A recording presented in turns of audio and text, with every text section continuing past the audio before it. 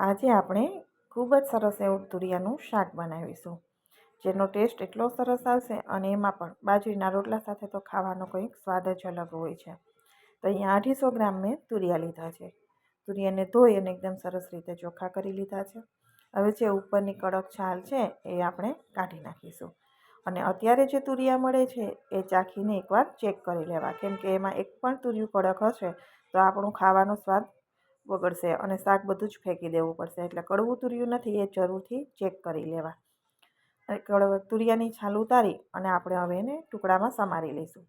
તો નાના તુરિયા છે તો ઘણાને ગોળ આખા જ કારેલાની જેમ સમારેલા પણ પસંદ હોય છે, ઘણા મોટા ટુકડામાં કરતા હોય છે. અમે અહીંયા નાના નાના ટુકડામાં સમારીને તૈયાર કરીએ છીએ. તો જેવા ટુકડા હું કરું છું એ તમને હું બતાવી દઉં છું કે અમે એકદમ નાની સાઈઝના ટુકડામાં શાક બનાવીએ તુરિયાનું કે ગલકાનું તો થોડી સાઈઝ એની નાની હોય છે. આ રીતે સમારીને તૈયાર કરીશું. તો અહીંયા બધા ટુકડા મેં સમારી દીધા છે અને ધોઈ લીધા છે. હવે આપણે શાક બનાવવાની તૈયારી કરીએ. તો શાક માટે ગેસ ઉપર પેન રાખી દઈશું અને 2 ચમચી આપણે એમાં તેલ નાખી દેવાનું છે. તેલની અંદર અડધી ચમચીથી ઓછી એટલી રાઈ અને અડધી ચમચી આપણે જીરું નાખી દઈશું. હું અહીંયા રાઈ જીરાનો વઘાર કરું છું, એમાં લસણનો બિલકુલ ઉપયોગ કરતી નથી. જો તમને લસણ પસંદ હોય તો લાલ લસણની કળીઓ અને લાલ મરચું નાખી ટીચીને ચટણી અહીંયા નાખી દેવાની. મેં થોડા આદુના ટુકડા નાખ્યા છે અને હિંગ નાખી છે. હિંગ સરસ ફૂટી જાય એટલે આપણે તો સમારેલા તુરિયા જે રાખ્યા છે એ નાખી દઈશું અને તુરિયાને આપણે સરસ તેલ સાથે થોડી વાર માટે ચલાવી દઈશું, જેથી વઘાર એકદમ સરસ તેલ ચોંટી જાય ને વઘાર પણ.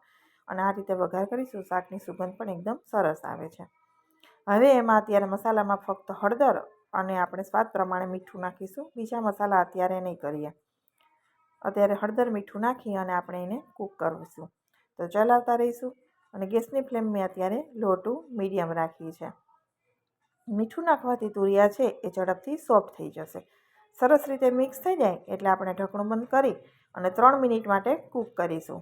3 મિનિટ જેવો સમય થાય એટલે ઢાંકણ આપણે હટાવી દઈશું. 3 મિનિટમાં તુરિયા ઘણા સોફ્ટ થઈ જશે. થોડા ઘણા કાચા છે એ પાછળ હજી આપણે શાકમાં વાર લાગશે ત્યાં સુધીમાં ચડી જશે. તુરિયાને મિક્સ કરી અને આપણે એક મોટું ટમેટું છે મેં ક્રશ કરીને અહીંયા લઈ લીધું છે એ નાખી દઈશું અને ટમેટાને આપણે સરસ રીતે મિક્સ કરી દેવાનું છે. ટમેટું નાખ્યા પછી આપણે એને 2 મિનિટ જેવું સાતળી લઈશું તેલ સાથે. પછી આપણે એની અંદર રેગ્યુલર મસાલા કરી દઈશું. ત્યાં સુધી આપણે મસાલા નહીં કરીએ. થોડું ટમેટું અને તુરિયું ચડવા લાગે પછી આપણે કરીશું. તો તીખાશ જોઈએ એ પ્રમાણે લાલ મરચું લઈશું. કલર માટે થોડું કાશ્મીરી મરચું ઉપયોગ કરીશું અને અહીંયા ધાણા જીરું નાખીશું. હળદર અને મીઠું આપણે આગળ નાખ્યા છે. હવે મસાલાને મિક્સ કરી દઈએ. તો પેનમાં તુરિયાનું શાક કરવાથી થોડો સમય લાગે પરંતુ શાક મીઠું વધારે થાય છે.